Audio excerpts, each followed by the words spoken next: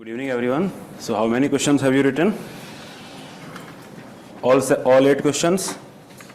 Anyone? No one. 1, 2. Okay. 7? 7 only one person. Okay. 6? 5 and less than 5? Okay. 5 is not at all good. I mean, 7 is also not good. Okay, what happened? You got 5 days, to revise and everything. And then you will realize that it was not required.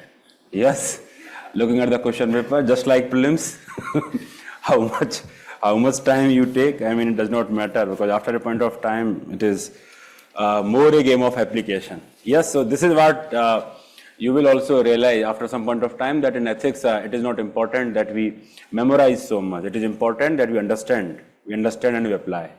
And that is why this subject is very beautiful in the context that everything that you required to memorize can be actually summed up in 15 to 20 pages only. No other subject can be summed up in 15 to 20 pages. So that is what makes this subject more beautiful. Okay, so 5 questions, not at all. I mean, see, in various questions were very easy. Easy in the sense that we have already discussed that in one context or the other. So that is why I expected you that at least 6 questions, because 5 questions means 50 marks. Can just translate that to 3 hours. It will be 150 or 160 marks. So you are leaving 80 to 90 marks of the paper, and that is not a good sign. Okay? Are you not writing other than ethics? Those who have attempted around. आपने कितना किया? विशेष. अभी कितने लिखे? 4.5. क्यों? क्या हो गया? दिमाग नहीं चल रहा. ओके, आज एक्चुअली ना 1 साल हो गया अपन को वर्ल्ड कप फाइनल हारे, तो उसकी वो है क्या? उसका आपको वो चल रहा है. ओके, 4.5. और बाकी लोग 7 वाले कौन थे? आप थे. आपने 7 क्वेश्चन लिख लिए. 7 वाला 1 पेज ही लिखा है. ओके, ठीक है. सो चलिए स्टार्ट करते हैं discussion. Okay, so let us look at the first question, and let us see how we should break down the question and how we should answer it. Honestly speaking, I was blank for 1 minute as if I don't know anything.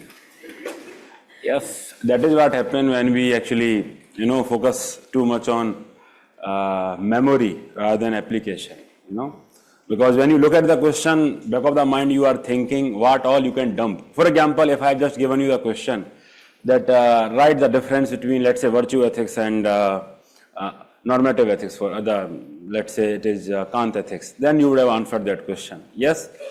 So I think the question on just and unjust, you would have written that quite better. Yes? And if I just simply asked you that just write down the consequences of ethics for organization, you would have dumped down all the points. Understood? So perhaps, I mean, from our schools, we are coached to just dump the information that we have revised or, rectified. And that is why you are having that blank space whenever you are looking at the question. But I am telling you, the content that you will be discussing will be no different than what we have already discussed. Okay, and that is when you will realize that it is more about application. It is more, answer writing is a different ballgame altogether. Yes, it is true. And that is how UPSC also differentiate between marks. My hope is that in these 6 and 14 tests total, you will be able to learn and apply all the concepts. Okay, so okay, let us see the question. So ethics encompasses several key dimensions. These are first 2 questions are from this year's paper. If you have not recognized them, that is what I will expect you. So ethics encompasses several key dimensions. Kanak is here? Online? Okay, yeah. So ethics encompasses several key dimensions that are crucial in guiding individuals and organizations toward morally responsible behavior. So explain the key dimensions of ethics that influence human actions and how these dimensions shape ethical decision making in the professional context. So basically the 2 specific questions are simply the extension of the first question only. The individuals and organizations have been extended very specifically in the question. So that is why you should not devote much time in explaining the quotation, because the actual question is something else, and that is far more specific than the first question. It is 10 marker. So the introduction to this question will be definitely the definition of ethics, and then how it actually guides human behavior by telling you what is the right thing to do and what is the wrong thing to do. Okay, so that is what ethics. So that is okay. So before we discuss that, broadly there are two subparts of the question. Whenever you are looking at the question, just subconsciously, identify what are the subparts that you need to attempt. Okay, that is something. So suppose I'm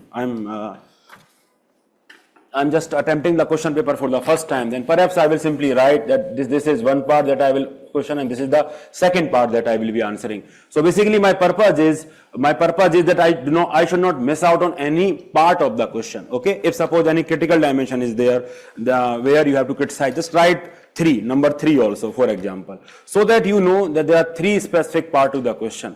So when you already know that there are 3 parts to the question, you can mentally allocate space to them, that we have 2 pages, that perhaps on the first page you will be talking about introduction and first part. On the second page, 60-70% will go to the 50% to go to the second part. Third part will include one paragraph, and then you will write in the conclusion. So if you allocate mentally that space, it helps you in identifying and answering all the subparts of the question, because if you don't decipher these subparts earlier on, then what will happen, you will be writing very elaborately in the first part, and then you will not have neither time nor space to write the second or third part. And I'm telling you, if you do that, you will never get marks, because the problem is that the marks are divided. For example, 10 marks are there. So in this question, probably let's say 5 marks are there to answer the 2 parts. So if you are only writing the first part only, then you will be given marks out of 5 only. The second 5 you will not get marks, because you have not addressed that part. So no matter how brilliantly you are writing the first part of the 5 marks, at max, how many marks an examiner can give you? After 60% of that is 3 marks, 3.5 marks, not more than that. So basically overall your score will suffer only. That is why the golden rule is that we should never ever miss a part of the question. If we miss that, then we are doomed. Specifically in ethics, it becomes important because UPSC will be giving very elaborate questions, and in the actual exam condition, you may miss out on one part. A student of mine, I'm expecting very good result for him this year, and he told me, sir, I missed out on this part because I was in very much hurry while I was writing the section answer. So that is what often happens in ethics, because the question itself is very lengthy. It is like CSAT paragraph. Yes, very lengthy, and you have to know that how many parts we have to create and everything. So in such, it becomes very, very difficult actually to decipher how many parts we have to answer. So the ways, if you are starting just now answer writing, just simply write down the 1, 2, 3, 4 and mentally allocate space to yourself that this much first part, this much second part, third part, and just as soon as you reach the boundary of the first part, just switch to the second part. That is what you need to do, because otherwise you will be extending your first part only, and then you will be missing out on the second part and consequently marks. Understood? So that will be a cardinal sin to miss out on any part, because to answer at least some rudimentary, to write some rudimentary points or some basic average points equally in all the parts will fetch you far higher marks than simply answering one part in great detail. That is what you need to understand. Understood? So broadly 2 parts are there. One is that what are key dimensions of ethics that influence human actions, basically how they influence their decision making, their behavior.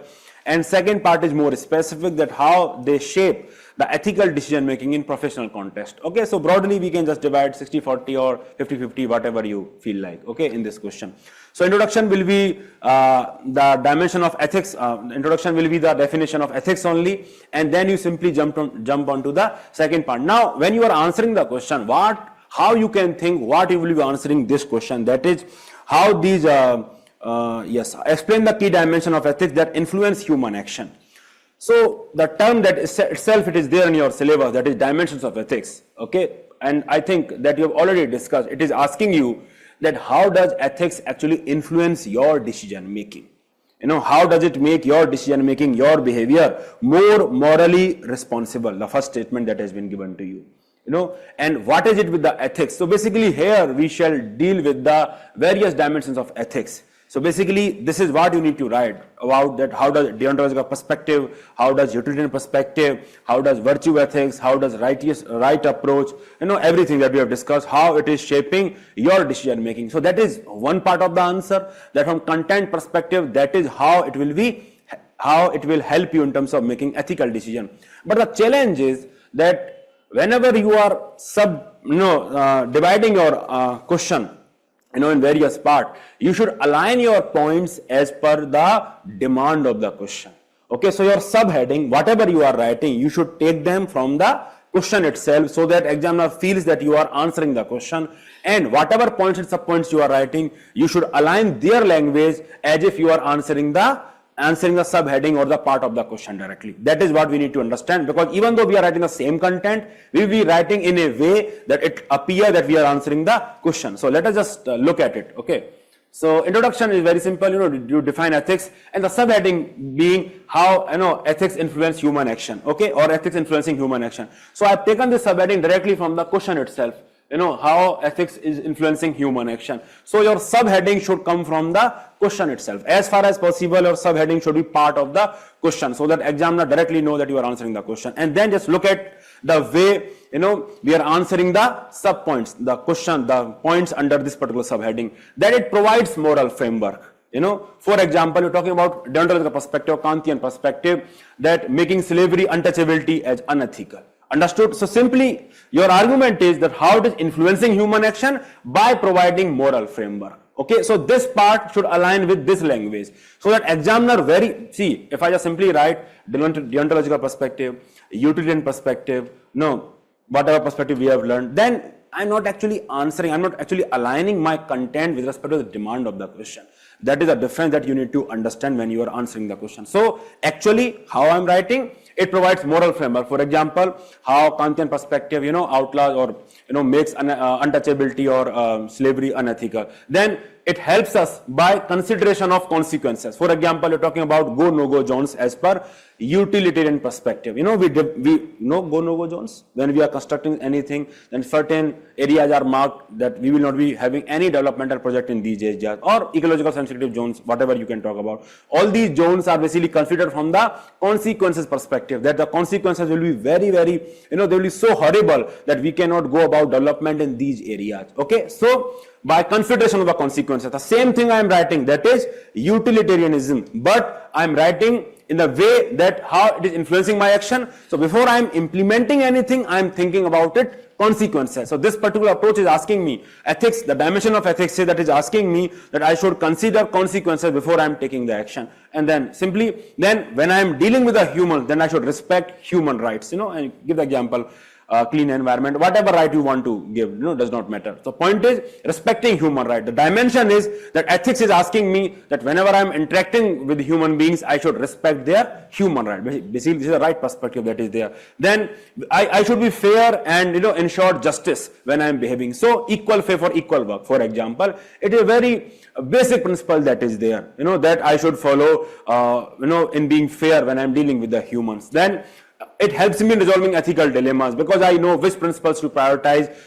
Talk about Gandhiji and non-cooperation movement, that he prioritized the principle of non-violence. Then it also tells me that certain standards are universal in nature. So I should respect that. I should recognize universality of some ethical dimensions irrespective of the culture. Basically, I cannot justify any behavior under the garb of cultural relativism. That is a dimension that I am picking from descriptive ethics. You understand dimension of ethics? Theoretical dimension, applied dimension, under theoretical dimension, meta dimensions, descriptive dimension, and prescriptive dimensions. That was the case. So these two are points from descriptive dimensions. One is that it is asking me that I should recognize universality of some ethical standards. At the same time, it is asking me that I should respect cultural or contextual differences and their impact on ethical standards. For example, I should be tolerant towards diverse view on issues such as abortion. Many people may have different. So basically, these are some of the key content perspective that is there, that how it is asking me to behave, yes, how it is influencing me, my actions, At the same time, one important aspect is that, ethical standards influence human actions because they exist in almost all human societies. Because in human society, we will always have some sort of prescriptions, and there is diversity of cultural norms that is there. I think that point is missing. Okay, that there is diversity of the sources that is there, religion, customs, traditions, and that is how it will influence our human action, and ultimately they are very exclusive for human being. Just because you are born as human being, you are supposed to exercise your cognitive judgment that, what is the right thing and what is the wrong thing, because that is what is not expected of human being. This is what the analytical dimension of this question is. Most of the aspirant will be talking about this, probably just simply writing the utility perspective and different person perspective, but this is what, the crux, the analysis of this question is that ethics, just because you are a human being, the key dimension of ethics is that just because you are a human being, you are supposed to exercise your cognitive judgment. Basically, and you cannot, expect that from an animal. We should not behave like animal, we should behave like human being. And one consideration is that we are human being capable of cognitive judgment, and that is what should influence our human action, and for that we can rely on variety of sources that is there, because ethics is something that is very germane, very specific, very necessary, and perhaps in a way universal to every human society in one way or other. So those are the dimensions of the ethics that should help you in terms of, that should influence, your decision making whenever you are taking action. Understood? The next question was that how the dimensions are shaping the ethical decision making in the professional context. So basically, profession, it can be anything. It can be media, it can be business ethics, it can be Bavarian ethics, the context of civil services. So your profession can be anything. And this question is much more, easier in a way that you already know so many things. So if I am suppose operating in an environment, organizational environment, then what will guide my decision making process? The code of conduct that is provided by the organization. How does ethics, what people collectively are believing, that is nothing but work culture that is there. Similarly, these standards, they will also be equally applicable. Then certain applied dimensions of ethics that are there, that will be very much specific to my profession. That is, it may be medical ethics, it may be media ethics, it may be bureaucratic ethics, it may be business ethics, corporate governance ethics. So basically, that is what we need to write. But again, we'll try to write arguments for that. That how ethical dimensions influence professional decision making. They help individuals go beyond being individualist, because whenever you are joining an organization, you would have, when I taught you the Fayol principle, one of the Fayol principle was, 14 principles, work culture. One of the principle was that, your individual interests are subordinate to organizational interests. So whenever you join an organization, one of the prime criteria is that you should subordinate your individual interest to the organizational interest. That is what is expected of you, and that is the prime consideration that is there whenever you are operating in any profession, any organization. Selflessness, that is why, you can give the Noble Committee guideline like selflessness, firefighters, soldiers, laying down their lives and etc. Then it helps you in establishing code of conduct that will tell you what specifically you should do and you should not do. For example, the SEBI code of conduct is there that asks you to declare a conflict of interest in the context of recent controversy that was in news. Then it tells you the decision making framework that utilitarian perspective you should go by if there is conflict. For example, EIA and SIA that is there. Non-partisanship is considered one of the foundational value for civil services, and that should be the hallmark when you are taking the decision in the civil services context. Applied dimensions, basically they cater to diverse context, bioethics and let's say clinical trials that are there. They helps you in adapting to the different needs, with respect to changing context that is there. For example, the GDPR guidelines, because see, all these technological ethics and all these dimensions are very recent in a way. Because of right to privacy, the technology has now become much more powerful. So applied ethics will help you in terms of taking care of emerging needs. So technological ethics has guided the evolution of GDPR. What is GDPR? The EU regulations that are there with respect to data privacy, and then, it fosters organization culture, because collectively organization should believe in something. For example, under the leadership of E.C. Run, Delhi Metro collectively believed in punctuality. So that is how it will guide the decision making of the organizational form, organization. Then it respecting social responsibility, for example, media ethics, CSR and everything. So basically that is how they are, helping you in professional context in taking decision. Understood? So when I am answering the question, can you see I have not actually written anything that is different than what I have taught you? No, but what is required that you should be able to, use all that content in a way that you are answering the question. That is what is required. And how you could have done that in the examination context, how you could have done that in the organizational context, that just think of the whatever things we have discussed in the context of organization profession. We have discussed applied ethics, we have discussed corporate governance, we have discussed code of conduct, we have discussed work culture. All these things I have just written. I have just formed a corresponding argument just to write my point. Okay. Similarly, whatever dimension of ethics we have discussed in the way that how we are answering the question, whatever dimensions, all those dimensions I have just written. All these points are from your notes only if you have gone through it. Okay. Even once, they are there in your notes only. But I have just written them in a way that they are answering this part of how it is influencing human action. Understood? So that is the only difference. In the exam context, just think what you have read around that topic, and then slowly it will come. Now we have another question. The question number 7. We have another question. The question number 7. I will take the doubt. Just give me a minute. Without commonly shared and widely entrenched moral values and obligation, neither law, nor democratic government, nor even the market economy will function properly. So what is this question talking about? It is talking about consequences of ethics. Basically, that if you want these things to work, then all of us must follow ethics. This question and the first question are basically two sides of the same coin. The first question is asking you that how ethics is guiding your behavior. Basically it is asking you before you are taking the decision. The seventh question is asking you that if ethics is not there, then these function will not function properly. So basically it is asking you that what will happen if you are not following ethics. Understood? So basically one aspect is that how it is guiding you, and another aspect is the consequences of human action. Understood? So these two questions are two sides of the same coin only. Understood? For example, if I tell you that it is your duty that you should do your answer writing, your parents have high trusteeship is there. So these are my argument with respect to why you should do the answer writing on a daily basis. Understood? But without answer writing, you will not be a civil servant, for example. Then I am telling you the consequences of not following the ethical standards. So that is what is all about this question. Now we can have doubt if you want. Online वालों कोई doubt है तो please लिख दीजिए.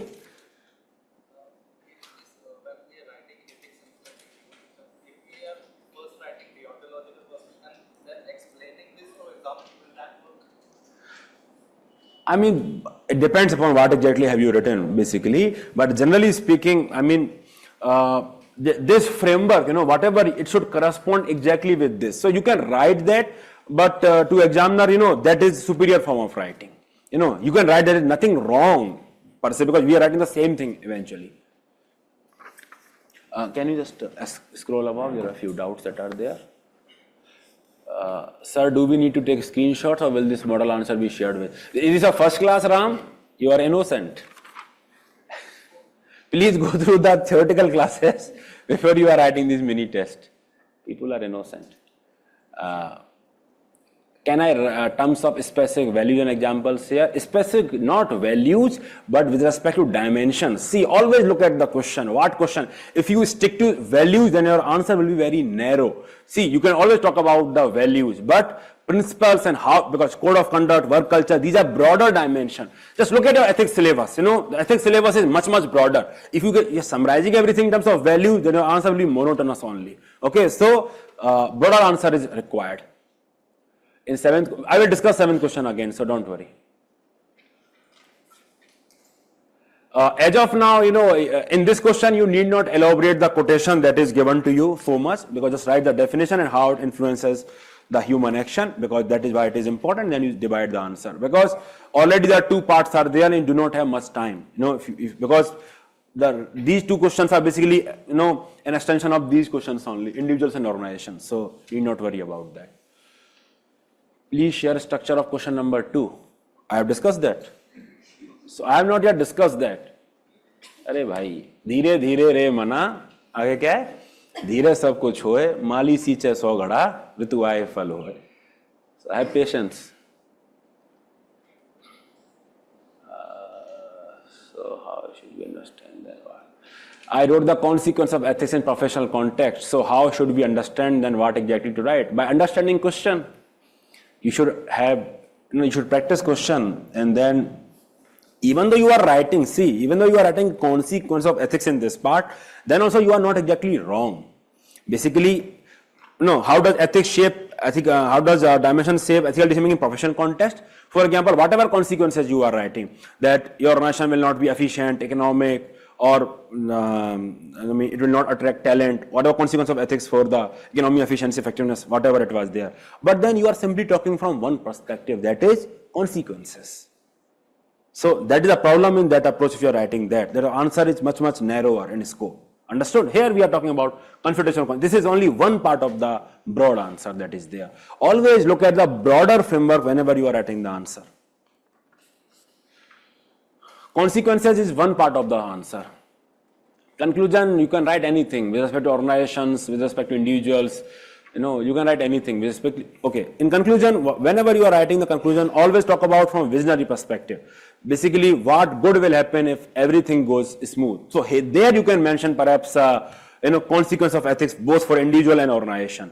By following ethics, organization can hope to be far more efficient, economic, and effective in what they are doing, and individuals can have a lot of credibility, reputation, realize their potential, etc. So basically, you can combine both of them in the context of consequences, and then you can write the conclusion. So this can be the conclusion in this case.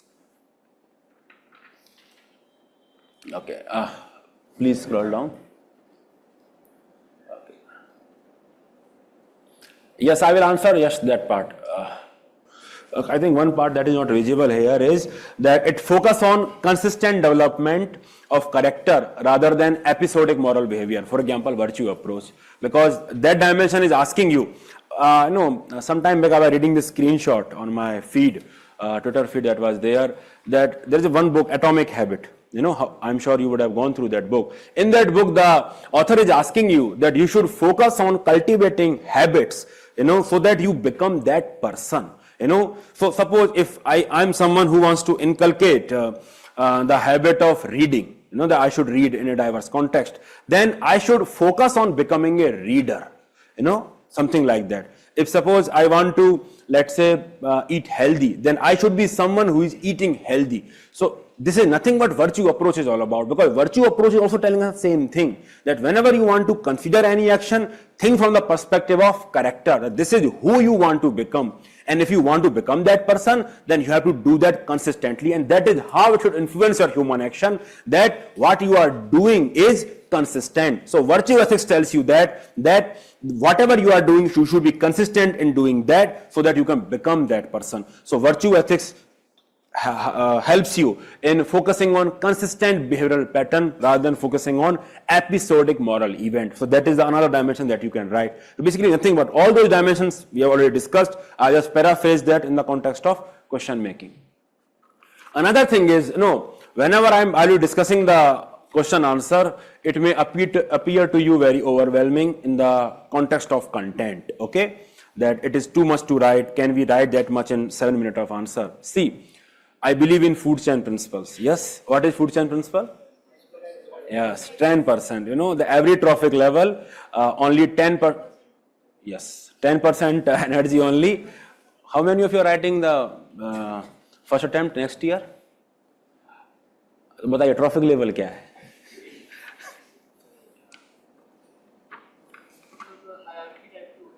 Hierarchy type. Okay. Okay, so whenever you are actually consuming an energy from one trophic level to other trophic level, only 10% passes through. So this is my hope that whatever I am teaching you, only 10% of that will stick to your memory. Okay, so one aspect is that. Another aspect is that here my purpose is to make you think in the broadest manner possible. And I cannot help you in doing that by demonstrating that myself. Okay, that is the purpose. So even if you are writing 40 to 50% of this answer in the actual examination hall, you will be doing significantly good. You will be doing excellent. Okay, so don't get overwhelmed by the number of points that we are writing here, because in actual exam condition, it is not practical to write those many points. So don't get overwhelmed by that, but focus on that how we can diversify points. Focus on that. Focus on learning that trick. For example, if I've just given 3 points only, then you will never understand that we can diversify in so many dimensions and we can include this part analysis also. Understood? So I need to demonstrate that myself so that you can understand how to diversify actually, how to think in the examination hall, and that is the purpose of such elaborate answers. Understood? ठीक है, so आपको सीखना है और you need to just learn how to actually think in the exam. 60%, 50% of this answer will be absolutely fine in the actual examination hall. Okay? Yes, you can note it. Ji. Code of conduct. What I was telling you, that whenever you're looking at the question and if you are blank, because various people had that experience today, that they were blank. So if you are blank, just think that what we have studied from syllabus in this particular context. So what we have studied in professional context. So just look at the syllabus. But the prime condition is you should know the syllabus. And okay, that is assumption that at least you should know the syllabus. If that is also not there, then save yourself time and don't write answer. Okay. So the prime condition, you should know the syllabus, you should remember the syllabus. So just think that so the prime condition, you should know the syllabus. So whenever you're looking at the question, if you are blank, just think whatever we have discussed in the professional context. Bureaucracy is a professional context. Weber, Noel commentary should come to your mind. Then corporate governance professional context. Applied ethics, media ethics is professional context. Then code of conduct is professional context. Work culture is professional context. Just write 5 points from there and you will be fine. That is the beauty of the subject, that you need not write too many points. That is what you must understand. In actual examination hall, I mean, how many points you can write? 4, 5 points perhaps, 10 points, 12 points, both the part. So you need not write too many points. That is the beauty of it, but you must understand that. Okay?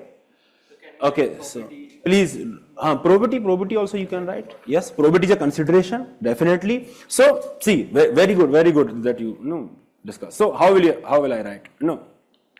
Ask leaders in organization to go beyond individual's sense of integrity. For example, mechanisms to ensure probity. That is how you should write. The concept of probity, ask leaders to go beyond not just doing personal corruption, to ensure the mechanisms are elaborate. For example, RTI, Citizen Charter, whatever you want to write. So that's a very good point that you highlighted. So just include that. Can you just imagine that our answers are not exactly same?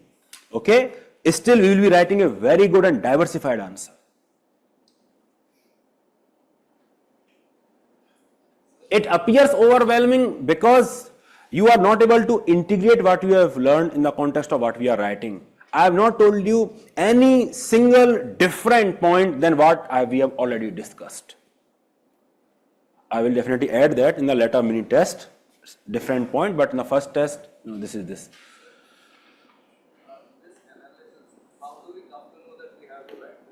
Which part? Analyze. This come with practice because see, सब एक ही question में discuss करोगे. See, certain questions for you need to understand.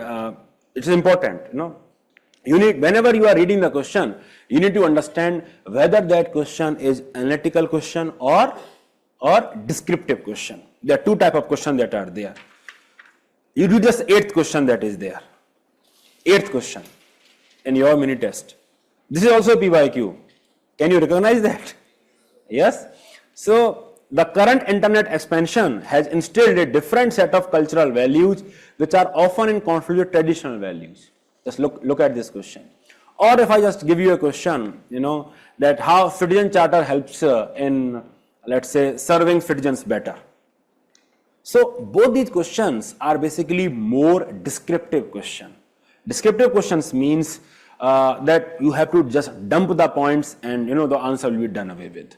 Okay, analytical questions mean that you have to write analysis, and it means that you cannot just dump the point. You need to properly explain.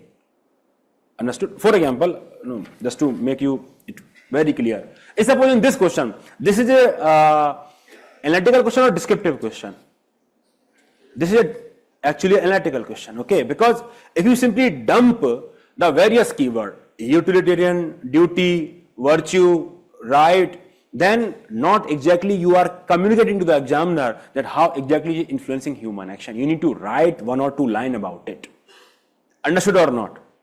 Understood or not? Okay, I will give you a better example, something that you will understand. Suppose you get a marriage proposal, okay? And suppose you want to send someone a marriage proposal, that is far more relatable perhaps, okay?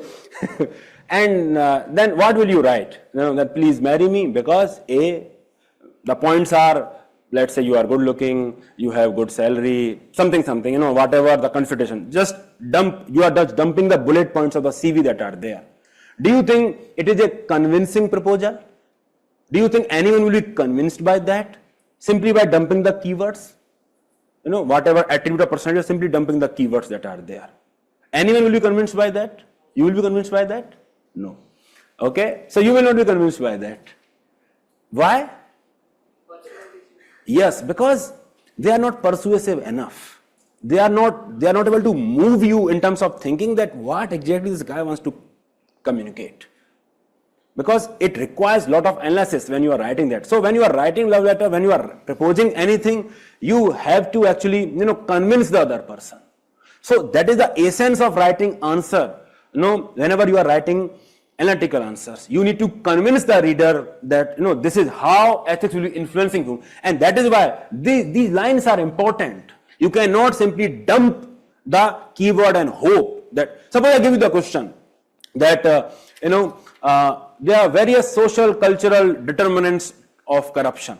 That what are the causes of corruption? Suppose the question is this. Then this question is very much descriptive in nature. You simply have to write administrative factors, chalta hai attitude, red tapeism, judiciary factor, pendency of cases. You need not explain those points because they are self-explanatory in a way that you have to just simply dump those points. But here you need to explain them. Similarly, whenever you are writing the quotation-based question, you need to see the analysis part. So that ability you must master whenever you are answering the question, that this part is descriptive in nature, this part is analytical in nature. Because until you are able to master that, you will be missing out on the core of the question. And that is why many of the aspirants, what they do, they will just make a gola and hub and spoke diagram basically, and we simply dump the point here and there.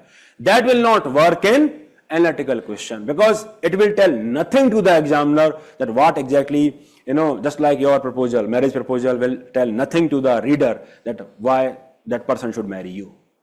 Understood? So that is what you need to understand. Clear?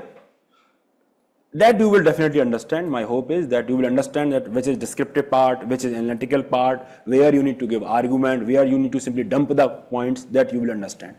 No, the 8th question is more of a descriptive question than analytical question. Understood? Can we move to the 2nd question? Yes. So if we give ethical dimensions influencing human actions, उसके हम points डालते credibility and then we give example. Credibility itself, exactly कैसे लिखेंगे उस पर depend करेगा. Then हम उसमें example दे जैसे E-Shridaran हो गया. You need to elaborate करें. Yes. For that, I need to see how exactly you have written that point. Just like marriage proposal. Okay, just like marriage proposal. Even if the point may be same, that I am an honest person, please marry me. Okay, but you need to see how exactly that has been written. So as to convince the reader that, see, I am honest. That honesty has to be conveyed.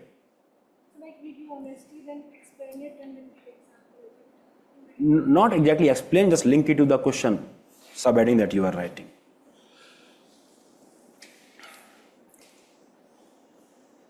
Again, don't be overwhelmed by the dimensions. You will slowly learn. It is just first class. By 6th class, I am very sure that you will be writing very good answers.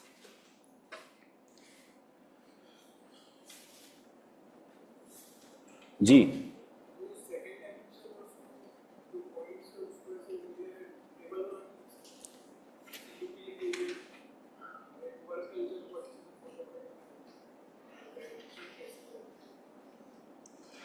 दिखाएगा class के बाद.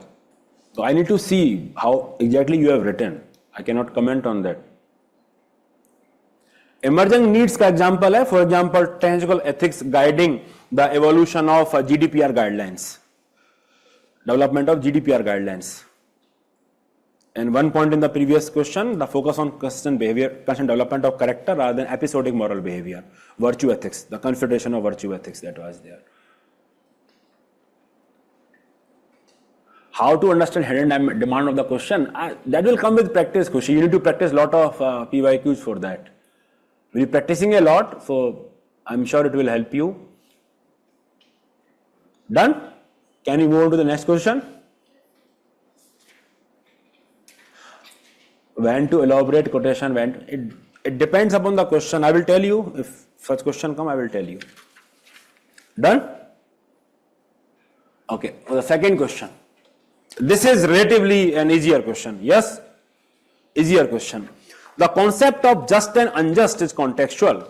What was just a year back may turn out to be unjust in today's context.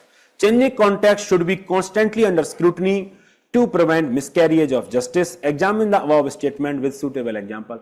This question is more descriptive. Yes, this question is more descriptive, than perhaps I would say analytical. You need not write too many arguments.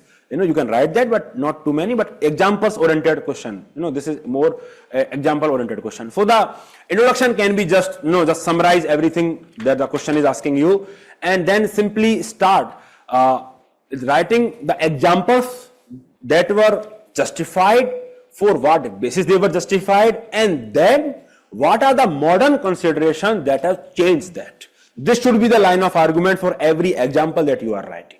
Every example. For example, slavery was justified, for example, for economic and racial arguments were given.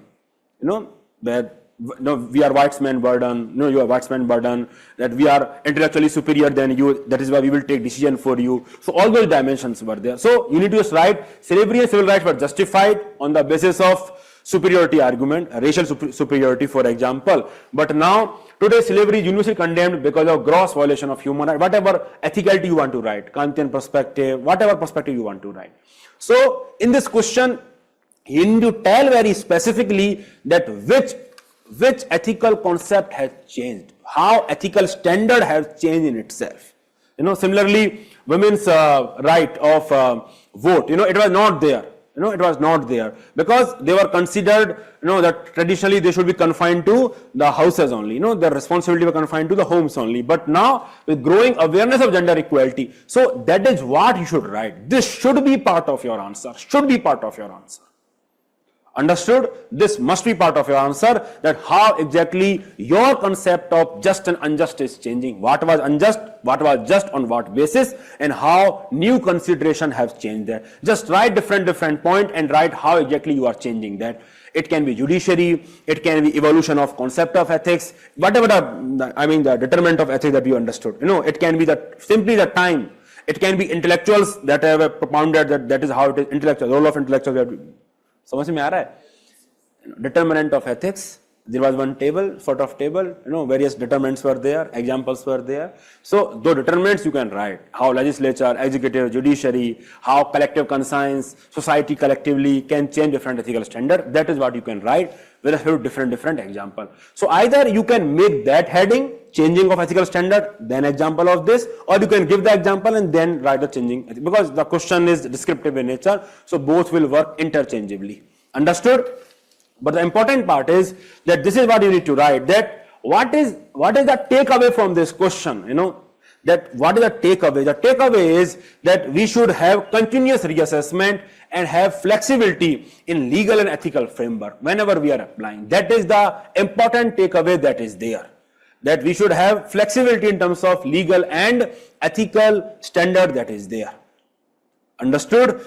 However, it should be careful examination is needed because there are certain standards that have universal validity. For example, justice, fairness, and etc. etc. We have discussed that. That aspect should be there. The critical perspective should always include this dimension, that some of the dimensions are universal in nature just by virtue of human existence. This will take only 2 or 3 lines in your answer. Most of the answer will be this only. Understood? This you can add in conclusion also. This part can be in conclusion. This part, then this part will go above this. 1 or 2 lines only, not more than that. That we should have this we should keep in mind whenever we are reassessing anything, because everything just cannot be contextual. Taliban cannot say that the women rights are contextual because our religious doctrine is not permitting that. Taliban cannot say that, so that is what you need to address that not extreme cultural relativism cannot be used to justify obvious moral human wrongs, because certain ethical standards are universal in nature. The same line we have discussed earlier also, and then you write this also, you can write. Understood? Pastel approach you can take whenever the question is very broad in nature, For example, this question, current internet expansion, different set of cultural value which are conflict in traditional value. So there you can have a pastel approach, because that is how it will help you in talking about different dimensions. The question is descriptive in nature. The cultural dimension, the special dimension may not help when the question is very much specific. That is what you need to understand. Done? All of you? This question, how many of you were able to do justice? Because fairly easy question, I would say. Very nice. Ji. Can you write the present context in second page of the answer, like constitutional morality? That you include as part of argument only, na? As evolution of constitutional morality. For example, this. Earlier, right to property, for example, this. Then it was fundamental right, but now it is simply, it's not a fundamental right because of the changed context in the Indian society. That you can write. जी बोलिए. You are still at the first question. बताइए.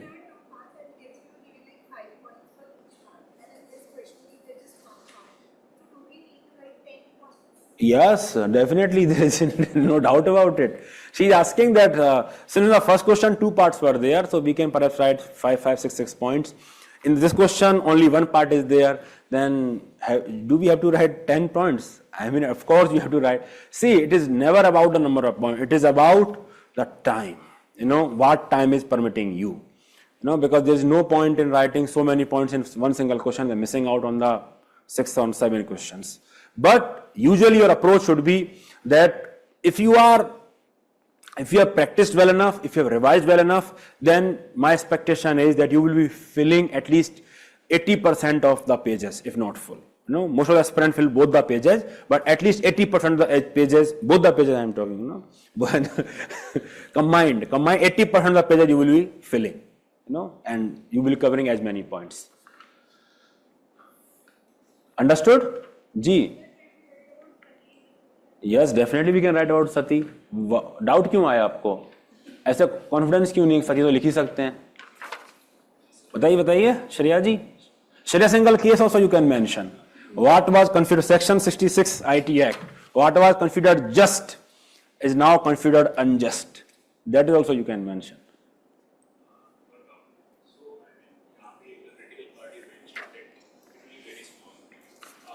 Because see, the question is very broad. Under scrutiny, it is not exactly asking you that we should be extreme relativist in nature, and that is why this part will be small.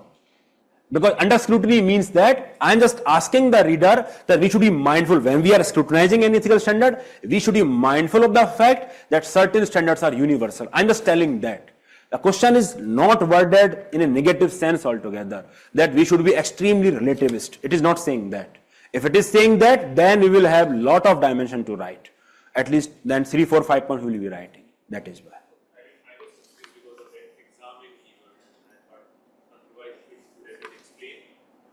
You don't worry about that, because it is asking with respect to that. You are examining only. When you are writing both the side of the argument, you are examining only. Same example, you are examining from different perspective.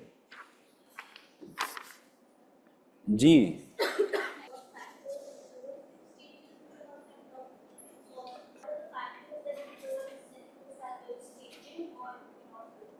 That you can write, you can mention that as part of the answer. For example, just give me now this argument only, Section 66A, Shreya Singhal case. Sabrimala, another example, that how, evolved, or this right to privacy argument. So how evolved interpretation of liberty or right to life gave to this judgment. So that evolved understanding you can write. That understanding came from judiciary only. So judiciary was a factor that you can mention, definitely. Done? Okay. an example of the EU countries which perform good in HDF. I didn't mention this, but I gave an example where the EU countries, like Netherlands and all, are performing good in the human development reviews. So, in that way, can we? What you are telling me, how you are relating to the question, that is important. How you are relating the EU, whatever the example you are giving me, how you are relating that to the question, that what was unjust and how it is just now. No, I meant how the critical questioning part, how they do that, and it is reflected in How they do that? like it's seen in the governance, and like that's how. That's a very vague point, very vague argument. I need to see how exactly you have written that, because in a way governance, there is nothing concrete to take away. So जो need for scrutiny है constantly anti scrutiny to prevent misguiding, तो इसको मतलब अगर मान लीजिए expand किया तो it's not a problem. You can expand that need for scrutiny. Because the need of scrutiny you can talk about from different perspective. Judiciary can also examine, society also can examine, intellectuals can also examine. Yes, they can examine. Yes. You can write about that. That how exactly need to scrutiny will fructify in present context. That who will scrutinize? Judiciary will scrutinize. That also you can include. I mean that can be another way of answering this question. That who will be scrutinizing this question? Who will be scrutinizing different standard? So judiciary, how it is scrutinized. Society can how it scrutinize everything. So that is another way of answering the same question. आगे चलें. PhD कर लोगे आप. 2 ही question हुए हैं अभी.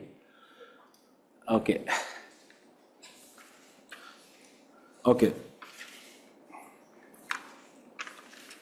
Interchanged. Don't worry, this question will come. Okay. So Indian media landscape is increasingly characterized by a blurring of lines between news, opinion, and entertainment. In this complex environment, how can journalists and media organizations balance the imperative to inform the public with their commercial interest? So basically, the first part of the question is simply talking about that how one can balance commercial interest with the ethical interest. अरे वो मैंने बोला अभी, आप बीच में सो गए थे शायद 5 मिनट के लिए. मैंने बोला that I will address after this question. Okay, so the first question is very simple, that how should organization balance their commercial interest with ethical interest? I think the same argument we have discussed umpteen number of time, especially in the context of private organization, that how they should balance their commercial interest with the ethical interest. Understood? So that is the first part, major part of the question. And second part of the question are that what are the challenges that are there in upholding. So basically here we are talking about what are the challenges that are grappling with the media. What are the challenges, what are the issues that we have discussed. So there are two parts are there to this question. First part is how exactly you will be balancing that, and second part is the ethical issues that are there in the context of media functioning. Of course, the introduction can be a context to this. Introductions can be definition based, or they can provide a context that why exactly an organization has to draw the balance between the two. What exactly is leading them in such situation that thereby they are facing such dilemma. So it is because of cutthroat competition and globalization that is there. It is because of those evolving factors that is there. There is mad race, and that race is actually putting you in a fixed situation that you have to balance the profitability with the ethicality. Now, when I'm answering the first part, let us just now focus on the first part. Now I'm answering the first part, that how media organization can balance profit with ethics. That is what it is telling me. Yes. How many of you argued that good ethics is good business in this part? That's absolutely brilliant. कितने लोगों ने नहीं किया, भूल गए? क्यों भाई, क्यों? हाथ खड़ा, अभी हाथ खड़ा करो. हाथ नीचे करने को तो नहीं बोला मैंने अभी. बाकी लोग अटेम्प्ट ही नहीं किया. हाथ खड़ा कर. ऑनलाइन वालों आप भी कर सकते हो, ऑफलाइन का मजा ऑनलाइन में लो. हाथ खड़ा करो. It was rather poor on your part, because when I was mentioning again and again that because that is where question will be framed, that at the face of it may appear that profitability and ethicality cannot go hand in hand. But in this context we have to tell the reader that both things can actually go hand in hand. And that will be one of the major point that you will be arguing. If you're not arguing that, your answer is incomplete. And I'm very sorry to see that, many of you did not write that. It is not exactly, what I had hoped for, because specifically I told you that is what you need to write. Okay, so now let us look at the question, the broad question, that how to balance between two imperative. Understood? How to balance between two imperative. Don't you think, similar question we have discussed verbally, how to balance efficiency and accountability. So what did I discuss in that question? That we will be giving broad measures, that what leadership should do, what should be the governance measure, what legal reforms we can do, how we can use technology, how ethics will help. Here, when I'm answering that question, I'm diversifying the measures. Because whenever you are asked for measures, it is important that you diversify your point.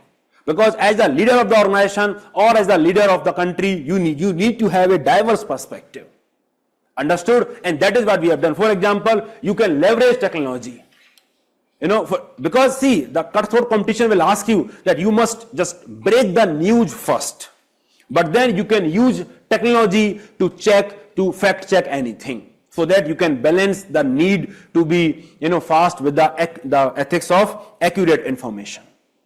So, usage of technology. The same argument we gave in the context of efficiency and accountability. Use of technology, example, DBT. Yes. Can you see how we can leverage the same argument for different category of question? We just need to have a broader understanding that, that is how we will be answering the question.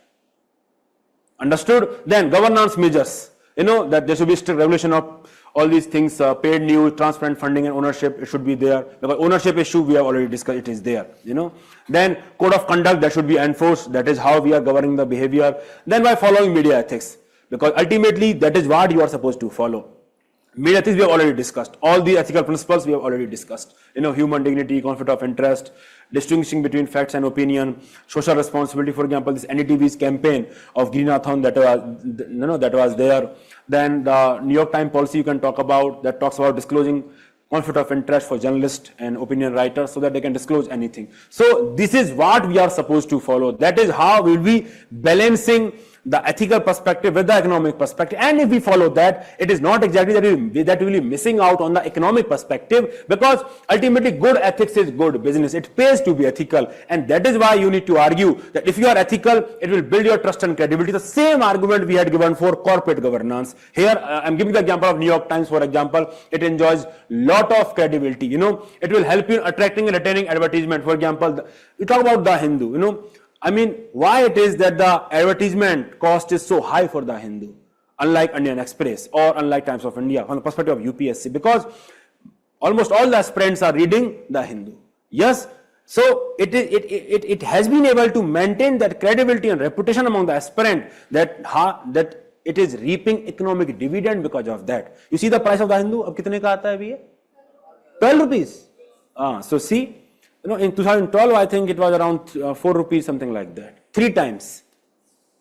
So that is what it pays to be ethical. So even when you are selling the newspaper at thrice the price, you are able to retain your market. What more you want? So because of that, it attract and retain advertisement, strengthen the brand value. For example, the Guardian example that are there. Then you can mitigate legal and reputational risk, because if you are publishing anything that is of defamatory nature, you will be sued. You will be sued by the people. Yes, there will be defamatory notices and everything. So you will be saving all that cost if you are just following right set of ethical guidance in terms of fact checking and everything. And ultimately, it will be fostering employee morale and productivity. Because certain organizations, they are known for, let's say, investigative journalism or the quality of journalism that they are doing. If it is not fair, the work culture is not fair, and people will be quitting the organization. We have seen that in one of the organizations, the people started quitting when the corporate takeover was there. Understood? So that is the case, that it pays to be ethical, that if you are ethical, that you will be retaining the good employee, you will be retaining good journalists, you will be retaining your customer base, it will help you retaining your advertisements, it will help you in building trust and credibility and everything. Understood? So that is one of the main arguments. So basically, it is not a choice. That is what you can write. That is not a choice between ethics and profit. Actually, both can go hand in hand. If you are following ethics, then profit will come. That is what you need to you need to argue. Understood? So basically these are the measures that we already discussed, and ultimately the bigger point is this, that good ethics is good business. If you are ethical, then ultimately it will help you. Understood? And I think this we have already discussed. So many problems that are there, ethical challenges. This is simply thing. We have discussed that. Yes? So please note it if you want. Many good examples are there. Examples of good practices that you can use in the media question. Media question is now imperative because technology has been asked very extensively by UPSC this year. So you can just focus on that. Yes.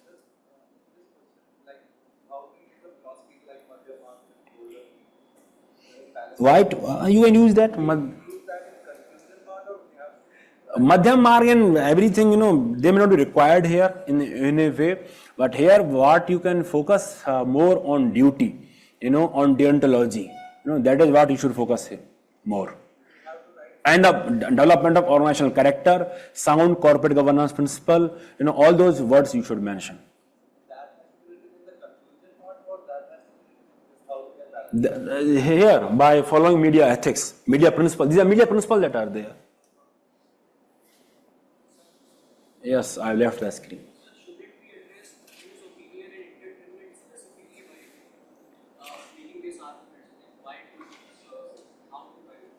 That will come in the introduction, not more than that.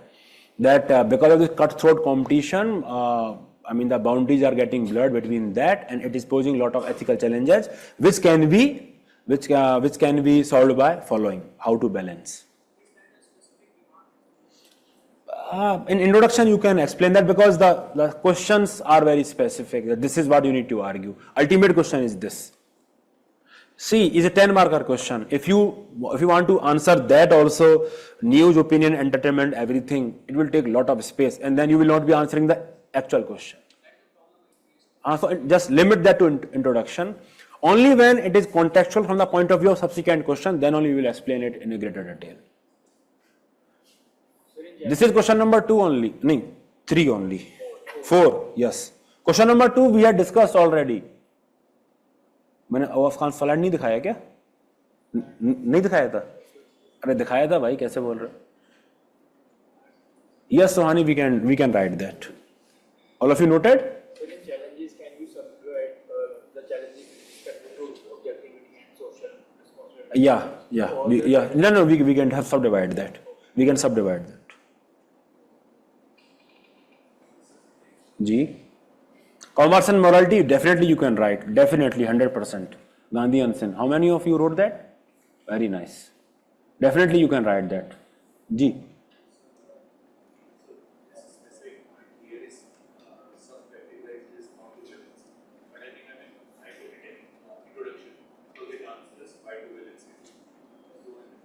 No. It is asking you how to balance it.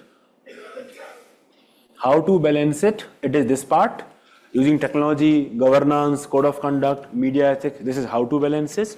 And these are the argument that why exactly, it is not actually a balance. Both of them are going hand in hand. This is argument is for that. For example, you are telling the corporate that if you are doing CSR, then you are not actually doing any ihsan on anyone. It is helping you only in the long run. And that is your responsibility also. It is like that. And that is the prime argument that you should give whenever you are discussing corporate governance, private organizations, because often at the face of it, it may appear that profit and morality cannot go hand in hand. Similar thing that we have discussed in the context of politics also, that politics and principle do not go hand in hand. There also efficiency and accountability cannot go hand in hand. And that is why you need to argue development and environment cannot go hand in hand. Ethics and GDP growth cannot go hand. Democracy and development cannot go hand in hand. All these are same theme only. Ultimately, you have to argue both of them can actually go hand in hand, and they go hand in hand only. Because otherwise, it will not be proper development. That is, it will not be inclusive and sustainable. What development will be development if you are not having political rights? That also an argument for that. Understood? अरे सुना कि नहीं समझा कि नहीं समझा आप लोगों ने? This part, yes? This we have already discussed. Yes, yeah, that you can write in conclusion, Rose. In conclusion, what the eye do not see, the heart does not give about. You can write that in conclusion. The media has a such greater responsibility, and that is why, the implication, significance. Conclusion should be about visionary perspective, should be about significance, should be about positivity. So that is the aspect that you can mention in conclusion. Understood? So when we are writing points like corporate ownership or rewarding political psychopathy, etc. So it is very Political science fancy? Is it like Political collusion, okay, yes. so it is very difficult to give example in that context because So many controversies are there. You can write, for example, this radio controversy that was there. One particular editor was sent to jail for he was blackmailing someone, some industrialist, something that you can write. Persian TV example I gave you. Yes, fourth pillar democracy media, yes, that also you can write. Maximum lines per 1 point should take including. I am not getting your question, Pragati. Let us move to the next question. Fifth question. Third question will come, don't worry, okay? It will come.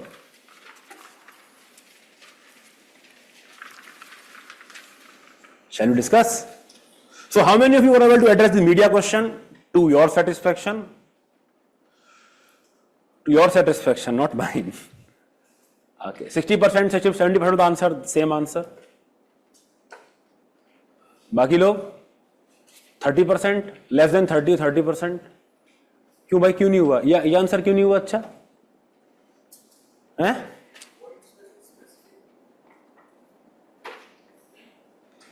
Bad. This is bad. How elaboration? See, it depends upon the point. If point is very complex in nature, then you should elaborate on it. If it is analytical point, you should elaborate on it. At least 2 line, 2.5 line, 3 line. Okay. If the point is like it is very much obvious, then you can simply dump the keyword and the example. That will suffice.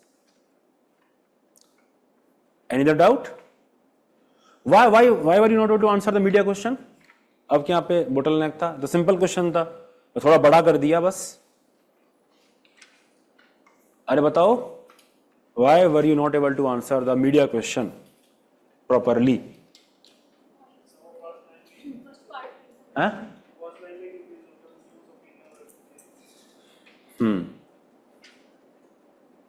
Honestly, wording से tough लगा. That was this year paper also. This year's ethics paper was tough with respect to wording only. Theme wise, it was same, exactly same.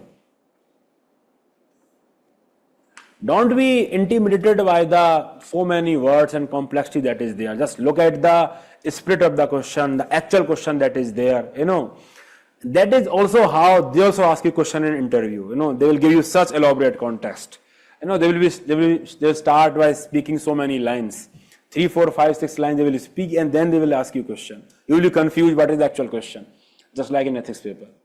Okay, so just get used to it. That is how they are asking the question.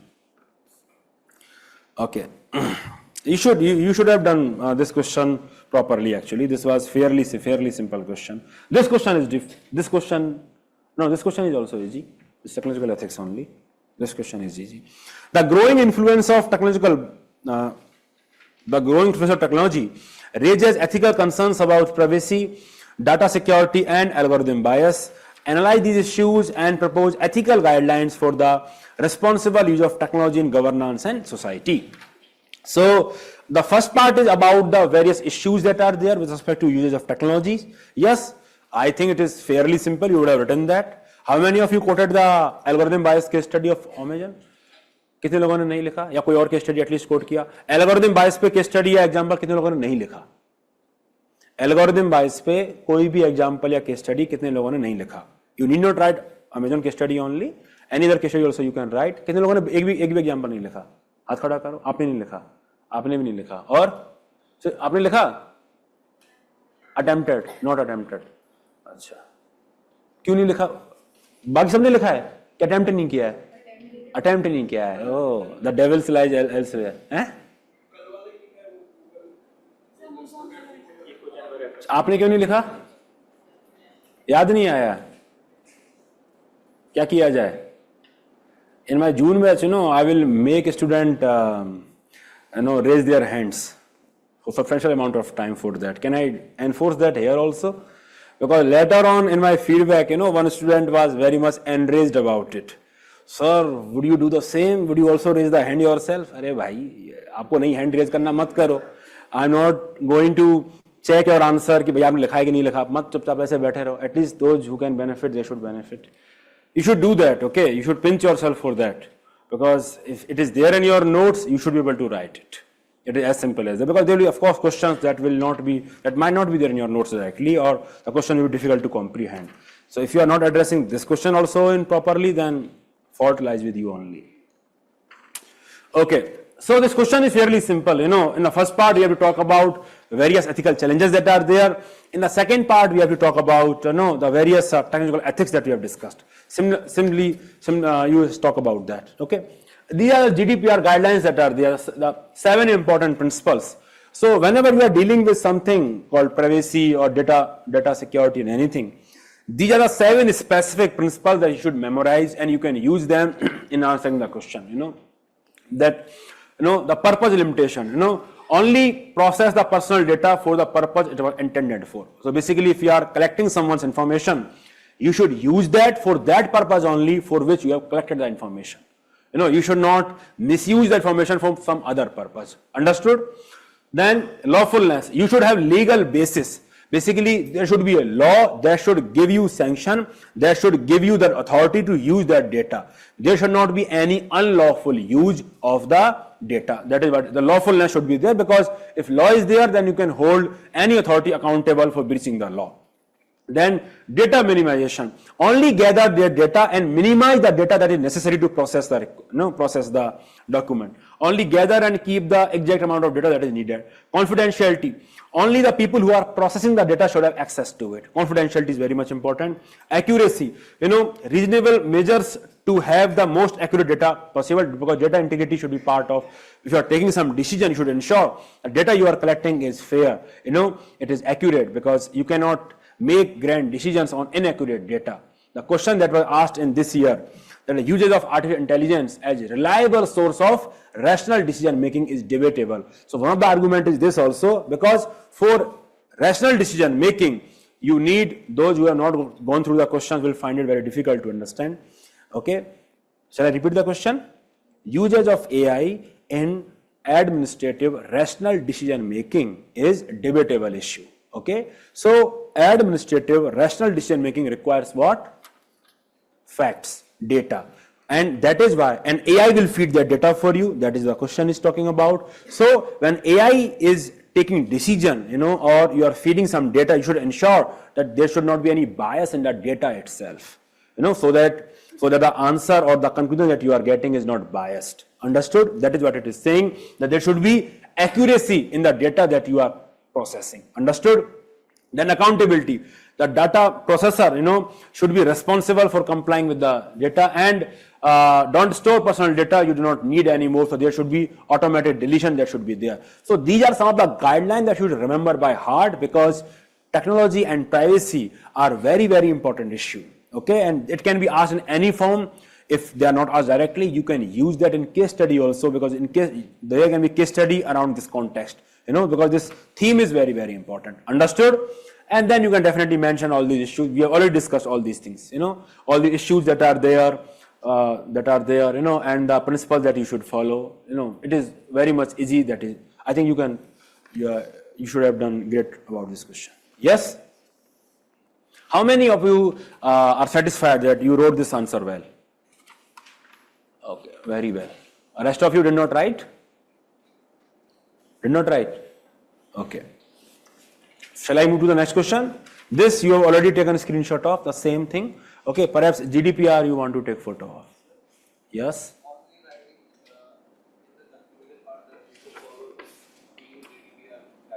In conclusion, you can talk about in the age of internet of things, or in the age of fourth industrial revolution, technological ethics is very, very important, something like that.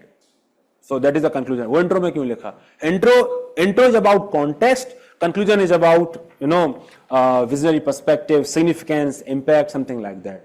तो conclusion and introduction में difference करना सीखिए. Yes.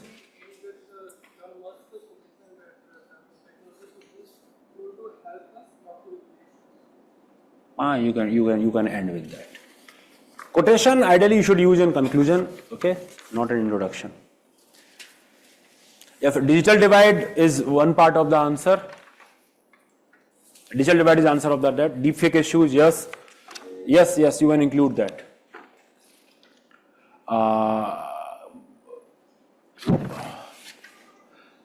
Decade of technology by Modi ji, yes, you can include that.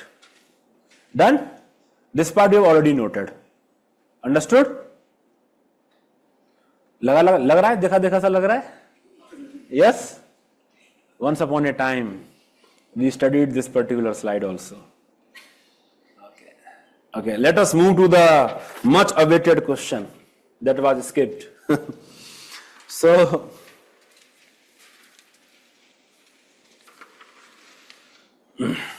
in the era of social media and heightened public scrutiny, shall I read it? Okay. In the era of social media and heightened public scrutiny, the boundaries between public and private lives of public servants are increasingly blurred. Critically analyze the ethical challenges that arise when the personal conduct of public officials, even in their private life, can potentially impact public perception and trust. And second, a separate question is there, that is, should there be different standard of ethics for public and private life? So second part is very much, straightforward. We have discussed that so many times. First part is actually asking you that what are the ethical challenges that can arise when personal conduct, can potentially impact public perception and trust, and basically whether we can intermingle public and this personal life in terms of scrutiny. Because in the age of social media, everything is before everyone, and that is why we can scrutinize every part of the individual's life, including their private life. So that is what question is saying, that because of increasing public scrutiny and social media, everything is there before us. We can scrutinize anyone, what that person is doing, whether he's publishing any song or not, anything. So we can scrutinize everything, and whether that scrutiny can pose any ethical challenges. That is what this question is saying. So the first part will be about the challenges, and second part will be about whether we should have same set of standard or we should have different set of standard. That is there. Before I discuss that, what is the conclusion that you wrote? How many of you wrote the conclusion? Okay. So क्या लिखा आपने? भूल गए लिख के? बताइए.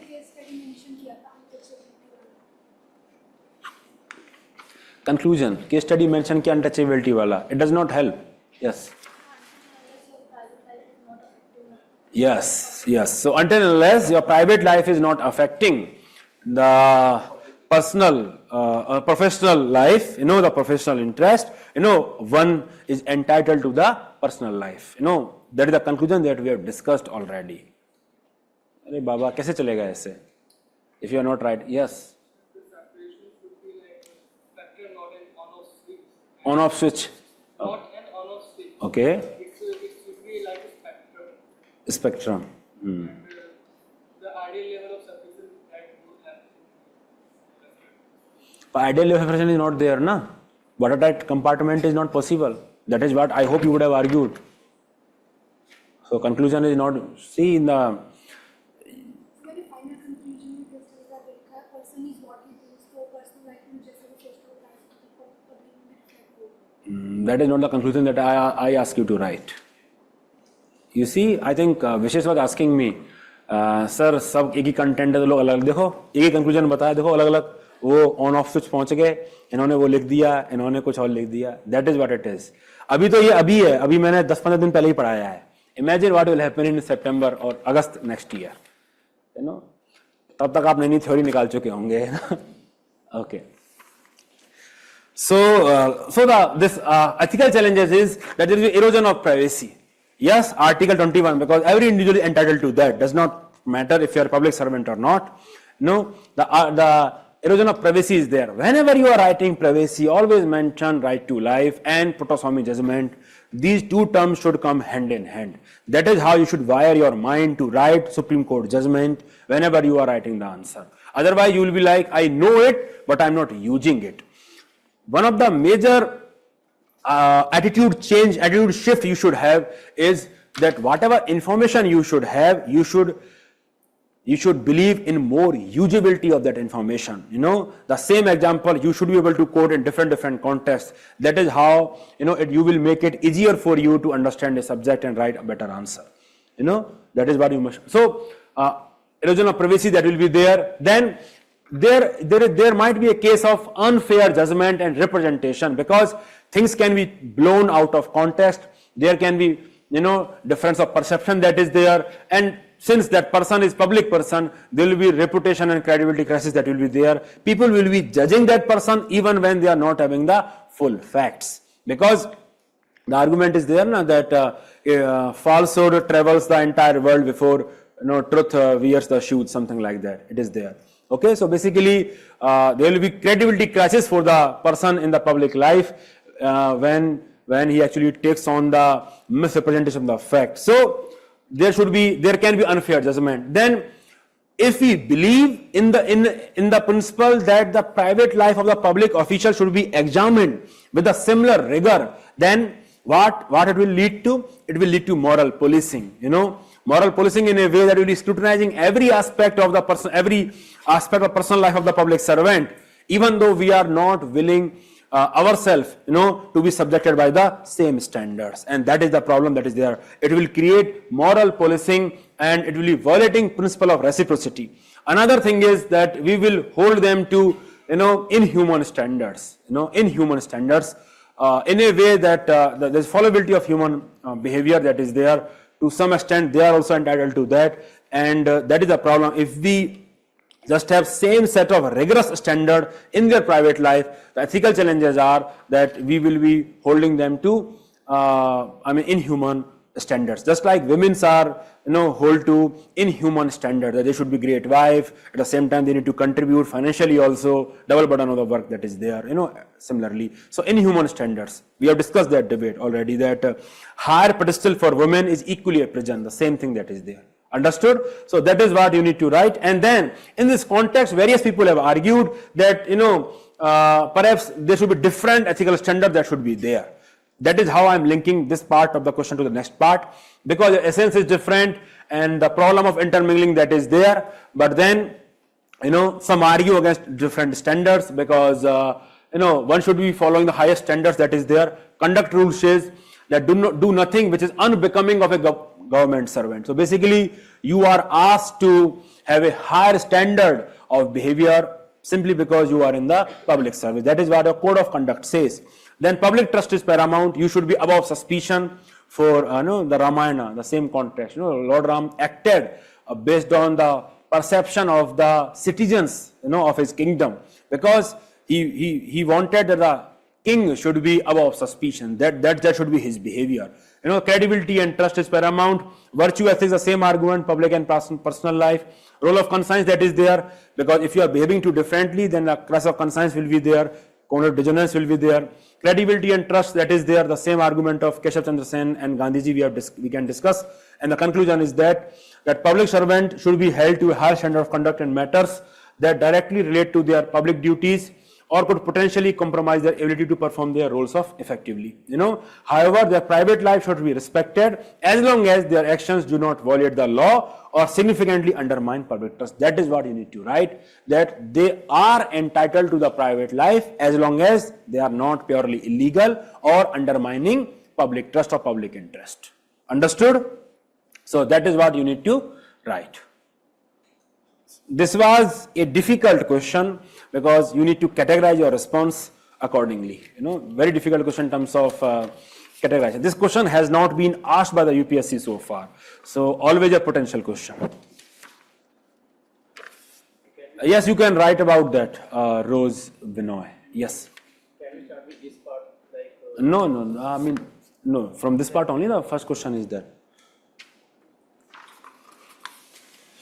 Understood? This we have already discussed. Only this argument I have added. This is already there in your notes. These are ethical challenges that are there, public and private life, and that is why water-tight separation is not possible. Yes, you can write that water-tight separation is not possible. And should I read this line? The same line. Credibility in the case of Gandhiji and Keshav Chandra Sen. There is some formatting issue that is there when this PPT loads into this particular software. Everyone understood? Online वालों, any doubt? Ethical standards. Like you need to follow laws. That is what it is saying, na? That do not violate the law and undermine public interest. Okay. अरे बहुत शांति हो रखी है भाई, समझ में आ भी रहा है कि नहीं आ रहा है? ये तूफान से पहले की शांति है, मुझे ऐसा लग रहा है. कल कितने लोग आएंगे टेस्ट लिखने? कितने लोग नहीं आएंगे? ईमानदारी से हाथ खड़ा करना. बहुत हो गया यार, ये सब तो घर पे ही देख लेंगे. कितने लोग हैं जो नहीं आएंगे कल? इनका फोटो लो भाई, एक कल वेरीफाई करेंगे अटेंडेंस इनकी.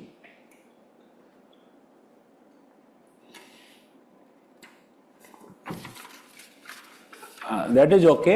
That is okay. Yes. Understood? चेहरों से नहीं लग रहा है. I mean. Sir, can we mention in this meeting that when the IAS officer himself said that the students So where is the private life? were personally involved with this? वो public life का ही part था. Personally काम mid day meal उन्होंने अपने घर पे चला दी. That are professional life only.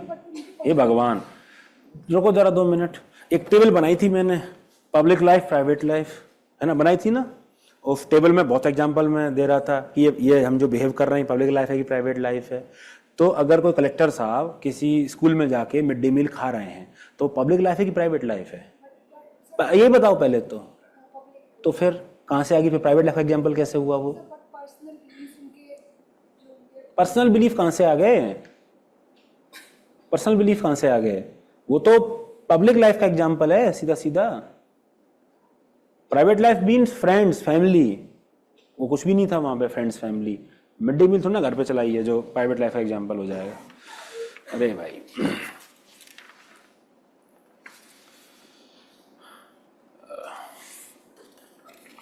you can write that, but it is not that specific, Shubham. Whistle blowing in body part. Which part? Understood? हाँ भाई, डॉक्टर साहब क्या कुछ इनको क्लिनिकली एग्जामिन करो सबको. Are they physically fit to write mini test? आज ज्यादा हो गया. आज जरूर जाए यहीं पे. जी हाँ जी,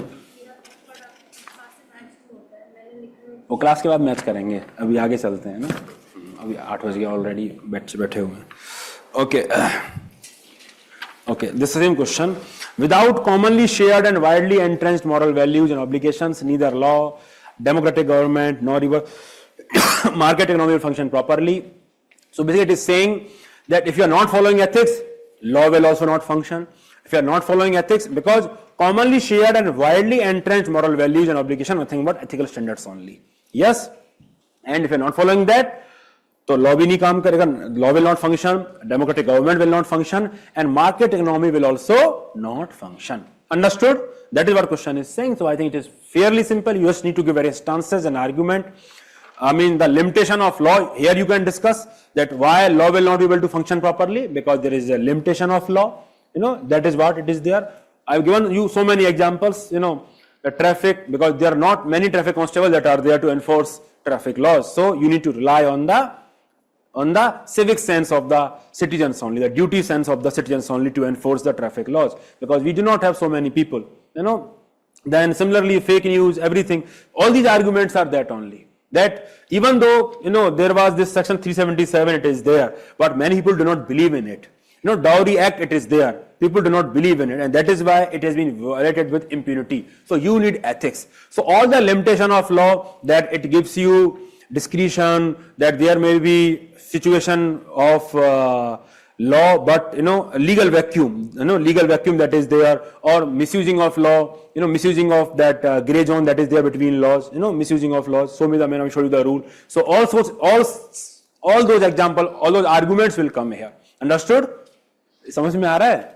It is the interface between law and ethics, that without ethics, law will not function. So same argument we have already discussed. Understood? Similarly, democratic government you can talk about, all those examples of ordinance, money bill, anti-defection, misuse of, governor, sedition laws, imposition of sedition law on journalists, UPSPA, subordinate legislations. All these are example of democratic government, that how democracy will not function properly if they are misused. And you can quote again various judgments of the Supreme Court with respect to presidential rule, money bill, anti-defection and everything. Understood? Just to support your argument, then the democratic government will also not function properly if you do not believe in democracy through spirit. No, not just letter but spirit. So that is what you need to write. In policy making also you can talk about, that law making also. The 42nd Amendment is an example of that. That we were able to modify a constitution to a great deal, and it was not entirely as per constitutional morality. So basically here the summation will be with respect to the electoral malpractices that are there. Although there are various rules and regulations, Election Commission is also doing lot many things. Still, level playing field is not there among the political party. Rising role of money power, criminalization of politics, all the data you have. More than 40% of the MPs are having serious criminal charges against them. So that argument you can write showing that how democracy is not functioning properly because the political culture does not believe in constitutional morality, and that is why various constitutional provisions are bypassed, manipulated, and so on and so forth. That is what you need to write, that for democratic government to exist, it is important that voters should realize their duties, politicians and the government should also realize their duty, and they should have this sense of constitutional morality whenever they are making the decision. And then market economy, the same thing, the level playing field will be disturbed by collusion between tender and auctioning. Gross wage inequality, if you are having gross wage inequality, then market will collapse ultimately. We have discussed that in the argument of demand supply, that if you are having extreme form of capitalism, then there will not be enough demand to sustain the market economy, and that is why you will see the market failure. So market will not function properly if you believe in extreme form of capitalism. Basically, if you are having lot of inequality, market will not. Then there may be market failure in terms of negative environmental consequences, that since the ethics is not followed while doing the operations, then it will have lot of environmental consequences.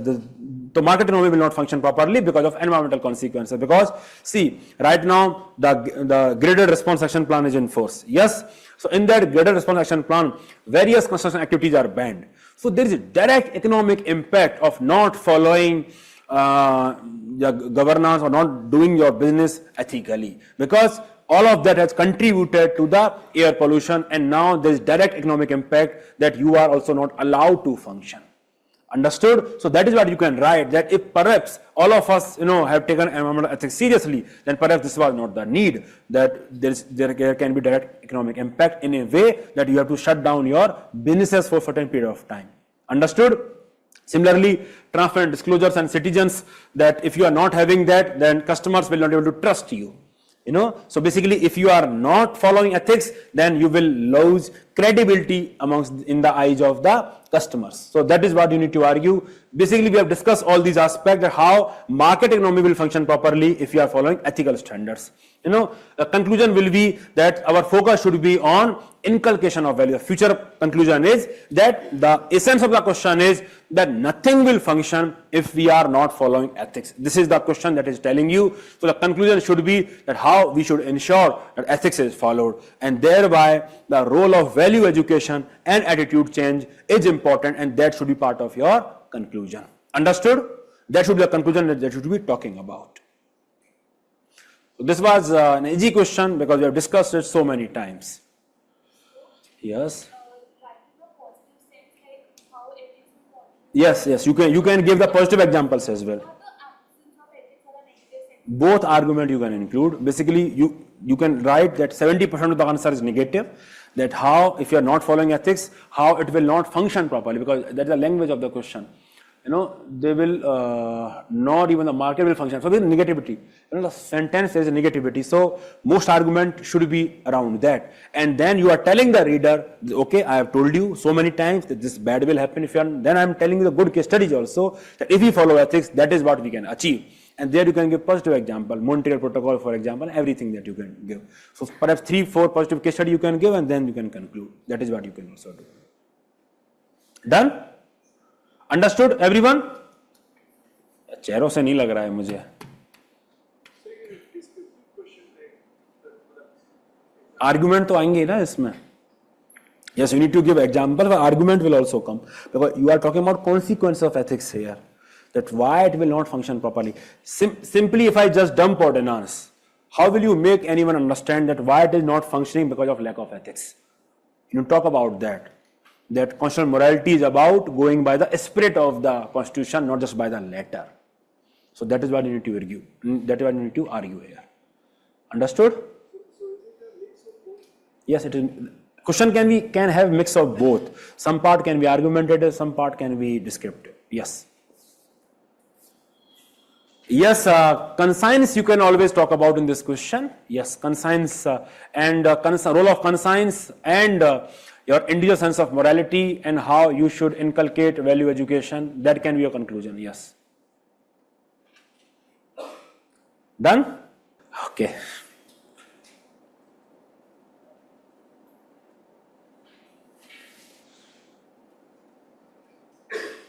Done? क्या हो गया? Next भी तो फिर मैं next खींच लेते जब प्रीवियस बोल रहे थे. Those who values their privileges more than principle loses both. एक ऐसे टॉपिक है, इसको पढ़ के आना घर पे. PYQ essay is there. Okay, so let us move to the next question.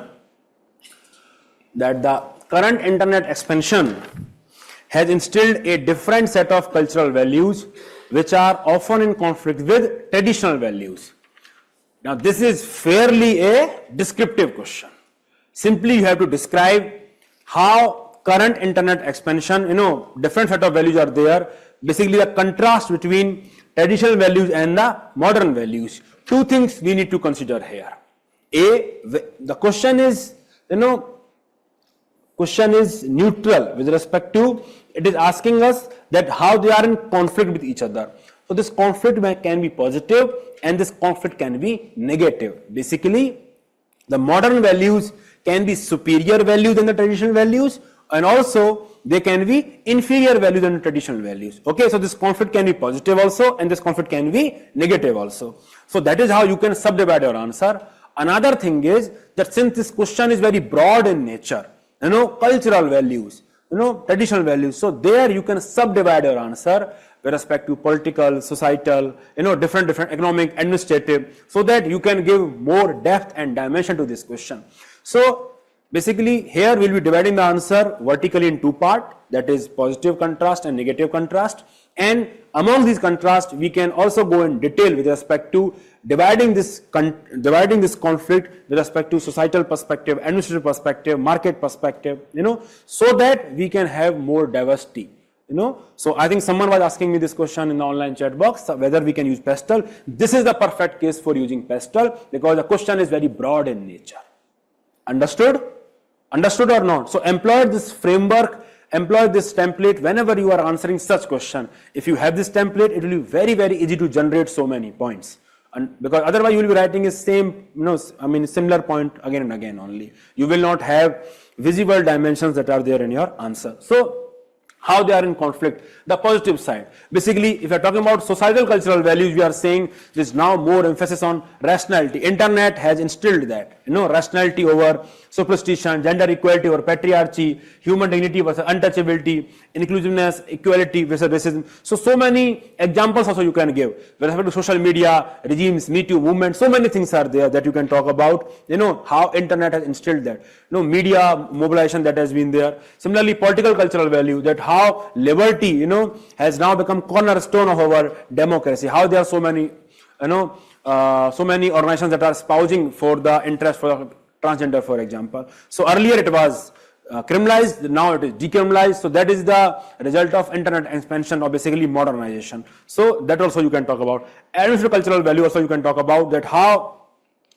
post-market economy, post-LPG reforms, how bureaucracy also had to share this closed perspective and how it has to become more transparent, more participative, more flexible, how it need to promote ease of doing business, how there should be single window clearance that should be part of the bureaucratic culture, how it should cut down on the red tapeism, how it should promote efficiency by leveraging technology, how it should promote citizen participation through citizen charter, social audit, accountability mechanism, etc. So basically the core values of bureaucracy, they are getting changed in a way that, that it benefit people of this country. Understood? How secrecy was a hallmark of the bureaucracy, but now it has been changed to transparency, for example, RTI Act. That is what you need to write. Understood? Similarly, economic cultural values that are there, free trade, open market. Earlier we were closed economy, license quota Raj was there, but now it has changed.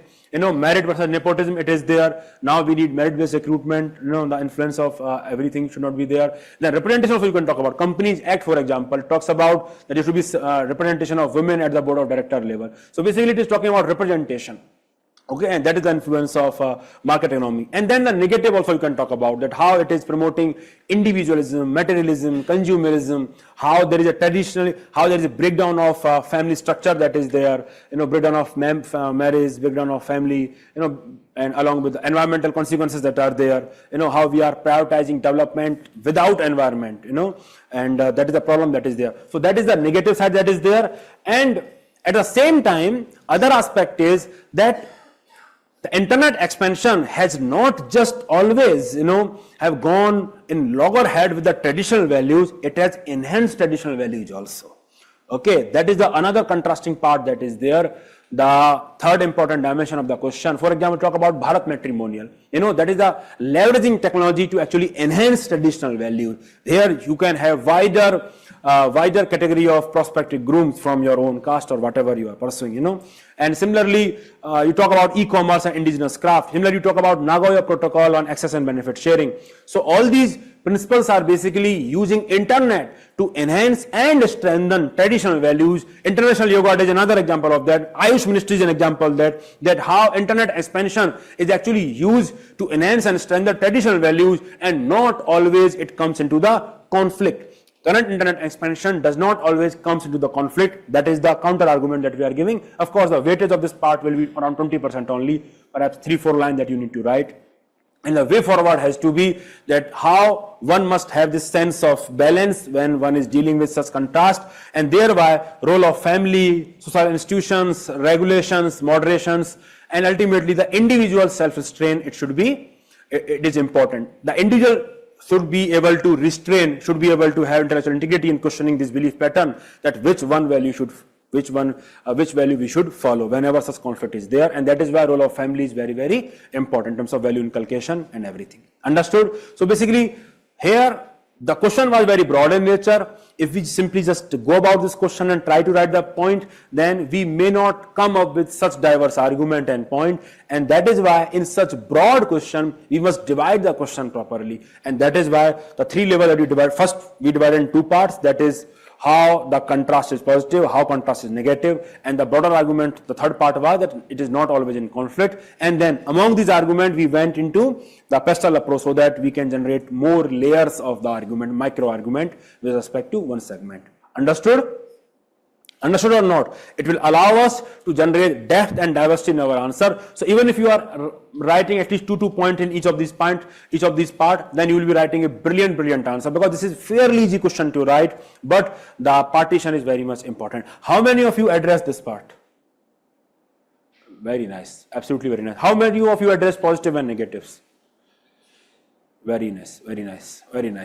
Introduction should be the LPG reforms, internet, age of internet, internet of things, that is what, because it is talking about internet expansion. So you can give any data also that as of now these many mobile users are there, something like that. So basically you can simply strengthen the point of current internet expansion, adding a context to what we are going to discuss ahead. Understood? That is what we can do. That can be the context. And the conclusion, as you are looking at, we are talking about way forward, that ultimately now we know there is contrast, there is not contrast, something like that, how we do make the judgment. And judgment, the role of regulation is also important, the role of individual is also important, the role of society and family is also important. Can you see, again, I am talking about individual level, family level, society level in terms of my way forward, because that is what my syllabus is also talking about. At the start, it is society, attitude is individual, then governance major. And that is what I am inculcating in my conclusion as way forward, that when such contrast is there, and that is how I should go about in the conclusion. Understood? Everyone understood? G. Also, we have mentioned contrasting values, like the old ones and the new ones. So, here we are kind of missing out on saying as to how the internet expansion is leading to from taking from joint family to nuclear family, etc. So It is there, na? that It is up to you where you are writing the point. For all that matter, you can include it here, you can include it here. That is up to you how you are subdividing your point. It is absolutely up to you. It is. I have written the exact point that you are taking. No, what I mean is, no, that's not what I mean. For example, like when you're saying, how is it exactly, like how is internet expansion leading to, drift from joint family to nuclear family? That is not a demand of this question. Because if you go about explaining each of those points, it will be very, very difficult. That how exactly it is doing that. It is more of a descriptive question, and that is what you should stick to. Vocal for local is a very great example. Strengthening, yes, Shubham. Great example. Yes. So you mentioned about International Yoga Day. So shouldn't we stick to the interpretation of values in ethical moral sense only and not diversify from? International Yoga Day, ethical moral sense only. How not? How is promotion of yoga ethically moral, like in the sphere of moral? How it is not? What is yoga? Is it not your fundamental duty that you take care of yourself? It is your well-being? Okay, I think, yes. Live-in relationship, you can definitely give the example that how marriage and institution is changing. Yes, you can give that example. I think you can quote UPSC itself that how marriage is changing its nature from sacred nature to the, what was the question? Huh? No, not contract. The word was not contract. How marriage is losing its sacred value. You know, that also you can write in social cultural value. See, whenever you're talking about society, think in terms of family, marriage, education institutions, in terms of institutions and collective values that are there, you know. So that is how it will help you. G.